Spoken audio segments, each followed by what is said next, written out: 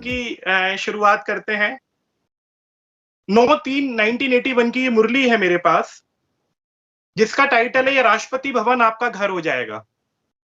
और मैं 4 लाइनें आपको पढ़ के सुना देता हूँ। वह भी दिन आएगा, जो सब ऑफर करेंगे कि हमारे मकान में आओ। कलकत्ता का विक्टोरिया ग्राउंड आपको तैयार करके देंगे, कहेंगे आओ पधारो। धीरे-धीरे आवाज फैलेगी, अभी यह तो सब समझते हैं ना कि ये कोई कम नहीं है। ब्रह्मा बाप के अव्यक्त होने के बाद इतना संगठन कहो, ये देखकर बलिहारी जाते हैं। अब जगह संस्था टूटती है, यहाँ बढ़ती है, ये कमाल देखते हैं। अब सबसे इंपॉर्टेंट लाइन भाई जी, सभी ने अपने-अपने शुद्ध संकल्प से, सहयोग की शक्ति से, संगठन की शक्ति से सेवा की। अभी सब जगह से निमंत्रण मिलेगा, यह राष्ट्रपति भवन आपका घर हो जाएगा। 1981 की ये मुरली और हमारी वर्तमान राष्ट्रपति आदरणीय द्रौपदी मुर्मू जी का ब्रह्मा कुमारी से जुड़ना और अब राष्ट्रपति भवन में जाना, इसको कैसे देखते हैं आप? देखिए, सबसे पहले तो हमें ये रहस्य जानना चाहिए कि स्वयं सृष्टि नियंता, स्वर्ग के क्रिएटर, निराकार परमपिता इस समय इस युग को बदलने का महान कार्य कर रहे हैं। और उन्होंने एक बहुत अच्छी बात कही है कि एक दिन आएगा जब भारत की पॉलिटिकल पावर और तुम्हारी स्पिरिचुअल पावर दोनों मिल जाएंगी, साथ चलेंगी।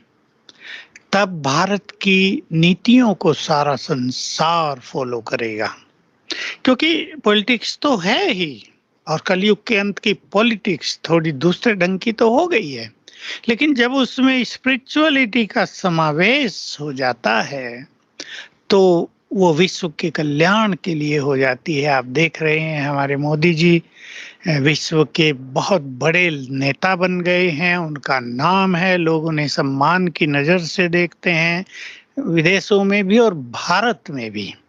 तो मैं तो कहूँगा कि भगवान का जो ये कार्य चल रहा है इस कलयुग को सतयुग में बदलने का, जो ज्ञान उन्होंने ब्रह्मा के तन में प्रवेश करके उनके मुख के द्वारा दिया, वो सब साकार होता नजर आ रहा है।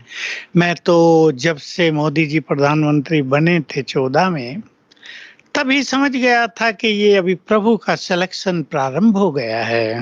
अब ये मनुष्यों के जो कंट्रोल है इस सृष्टि से वो हटता जाएगा और भगवान इसको स्वयं अपने कंट्रोल में लेते जाएंगे, क्योंकि उन्हें इस धरा को, इस भारत को पुनः स्वर्ग बनाना है, देवभूमि बनाना है, विश्व गुरु बनाना है, लाइट हाउस बनाना है। फिर योगी जी चमके, आप जानते हैं बहुत बड़ा कार्य उन्होंने किया। समय की जो आवश्यकता थी यूपी में, सचमुच वो उन्होंने पूर्ण कर दी। दूसरी पवित्र आत्मा, एक मोदी जी पवित्र आत्मा, दूसरी योगी जी पवित्र आत्मा। योगी भी कठोर निर्णय भी जो लेते हैं बहुत जरूरी है आजकल की राजनीति में, और जो बहुत पवित्र भी हैं, जिन्हें अपने लिए तो कुछ नहीं चाहिए। और तीसरा नंबर आ गया हमारी महामहिम सम्माननीय द्रौपदी जी मुर्मू का, बहुत पवित्र आत्मा है। जब ये गवर्नर थी मैं उधर गया था योग का प्रोग्राम कराने, तो आ गई वो, तो कहा मुझे कि सारा दिन मेरे पास बैठो। मैंने कहा मुझे तो काम भी है, वो तो बैठा लिया उन्होंने, अब जाने ही न दे। फिर आधा समय मेरे साथ गीता बहन थी, उनको बैठाया। बहुत स्वीट हैं, बहुत पोलाइट हैं, ईगो लेस हैं। मतलब मुझे लगा ये आत्मा एक महान आत्मा है, पर तब ये हमारे स्वप्नों में नहीं था, तो अब वो देश के सर्वोच्च पद पर आसीन हो गई। ये भी प्रभु प्लानिंग। देखिए मैं ये बात दोहरा रहा हूँ, तो 3 पवित्र आत्माएं आ गई हैं बहुत ऊंचे पदों पर।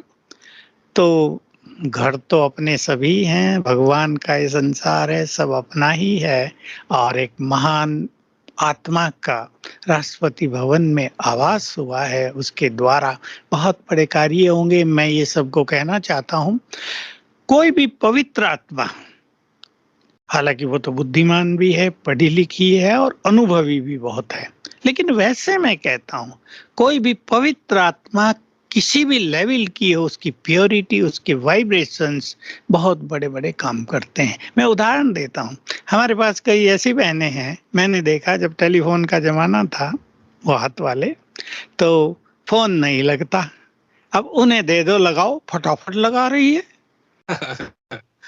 सीए काम कर रहा है बैठकर, कॉम्प्लिकेटेड हो गया है सारा काम, कुछ समझ में नहीं आता क्या करें, उलझता जा रहा है।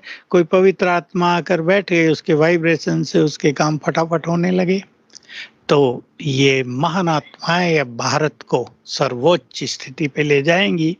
भारत सबसे अधिक शक्तिशाली, सबसे अधिक धनवान, विश्व गुरु, विश्व को राह दिखाने वाला, शांति देने वाला बन जाएगा। तो घर तो है ही, अब उसमें तो कोई बात ही नहीं।